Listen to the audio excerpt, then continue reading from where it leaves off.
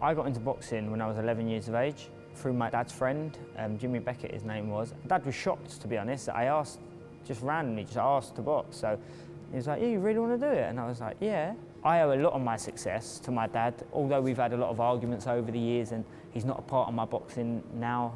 When I grew into a man, I decided to take my own way. I needed to learn my own lessons, my own mistakes.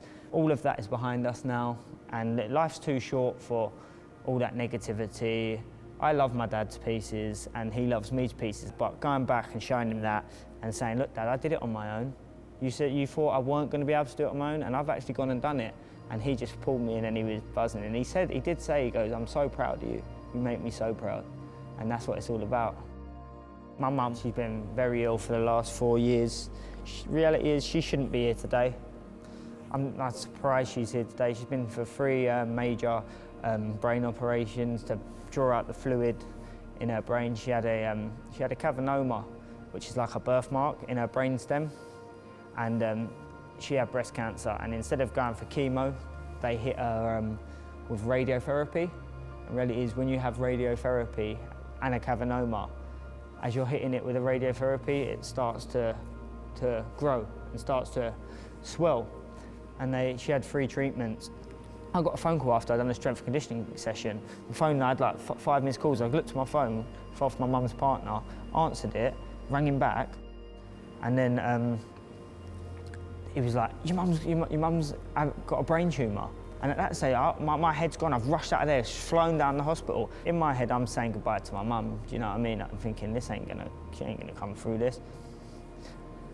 And then she just pulled me in and just gave me a kiss on the cheek. And she said, Charlie, I love you so much. I love you so much. She goes, please, please, don't let this affect you in your boxing. She goes, you promise me one thing, no matter how bad I get, if I don't come back or whatever, you promise me this won't let you affect you in your boxing. And I was like, no, Mum, I promise you. And she goes, because you know one day you are going to be a world champion. You are going to be a world champion and you've got to believe in it.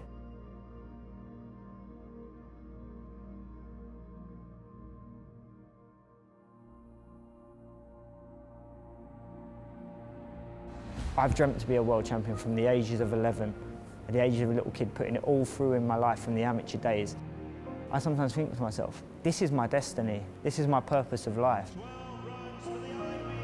I fought John Real Casemiro, and I wasn't good enough. It felt like my whole world, in the space of a year, has just been flipped upside down and pushed right down to the dumps. It was a hard time to come through. I moved up weight to super flyweight, and there was a vacant British title. And Eddie offered it to me and my management team, and I was like, yes, I want it. Get me back into the 12-round contest. I went and I won it. Best night of my career. So we get back to the airport to go home, get another call.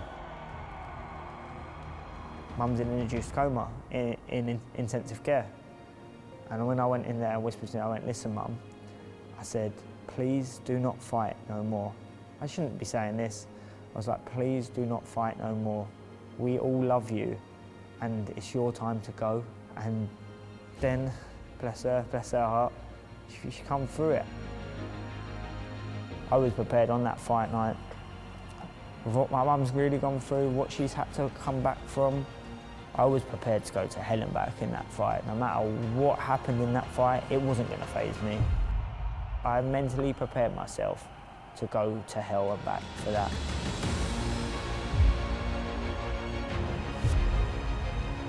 That's why, as soon as that last bell went, the fulfillment and emotion just went over me.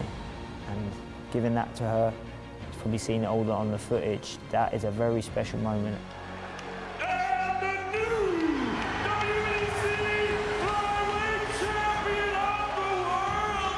What a moment for Charlie Edwards, and just look what it means to him. Look at the celebrations.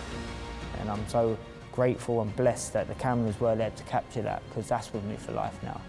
I can say now, no matter what life throws at me, my mum, because I'm sure she's going to go through another whole load of things in the future, at least now I've fulfilled that promise.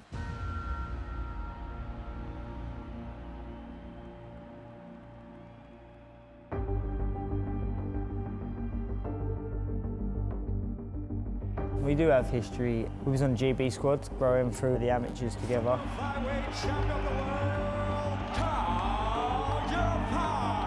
From the word go, like, I ain't afraid to admit it. When I was a little kid, 17-year-old kid, I used to get in the sparring ring with him. A man, full-grown man, been in the Olympics, probably in the prime of his life. He used to bully me in the ring. What he did to me when I was young is always going to sit there in the back of my mind. Then as the years went by, I started improving, started getting stronger, more mature. He was professional, and I started taking rounds off him. Before I left to go pro, I started taking a lot of rounds off him and frustrating him in there. He is a nice lad, Cal, very nice lad, and I've got a lot of respect for him. He is a world champion, an elite fighter, I've been in the Olympics. For him, he's emotionally attached to me. He generally hates me.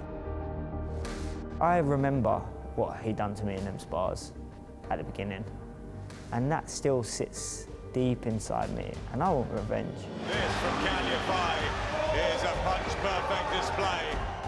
That's a major, major fight for British boxing fans, world boxing fans, but most of all, the lighter weight divisions. Two great fighters with history, with Needle. I know I'm right under his skin.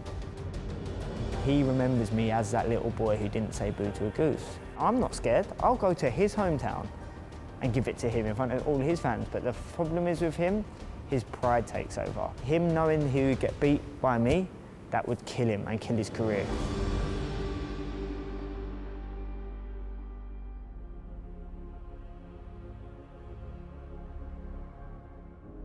You'd be a fool to doubt me because I'm only going to get better and better as I get older. I'm 25 now, I look about 18. I'm like a fine bottle of wine, and I'm going to grow in confidence, grow in technique.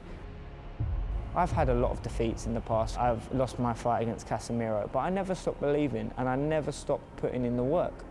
The main thing is in this day and age, people like to talk it, but don't like to do it. They like to show it on Instagram for a little 10, 15-second clip, but really what are they doing, coming in, doing that, talking and going home? When we're in the gym perfecting our craft and working hard. That's why I'm only going to get better. I will have a lot of belts in the years to come, and all I care about is getting better day in, day out. I'm in the sport to achieve my dreams, achieve my goals, become a better man day by day, and push the boundaries and push the limits. I've never been to America, never. And I've always said I will be going to America, and I've always dreamt in doing it. I remember seeing Ricky Hatton, I had his DVD, I got it for Christmas one year, him versus Mayweather. That's what our dreams are made of. That is massive, to fight in America, the pinnacle of your sport, where boxing was really made mainstream, would be a dream come true. It just goes to show that all my hard work, sacrifice, dedication, I'm going to achieve my dream. Eddie Hearn wants to take me to America, so I could see it in the very near future, and I think with my style, the way I am, the way I fight, that the American public will take a real liking to me. Obviously I'd love to fight in the MGM, but whatever comes, I'm sure it is going to come, and Eddie's going to deliver. I've got another 10 years in this game. I'm at the top now. I'm going to continue putting in the work to keep me there. This is where the hard work starts, so the world's my oyster, it really is.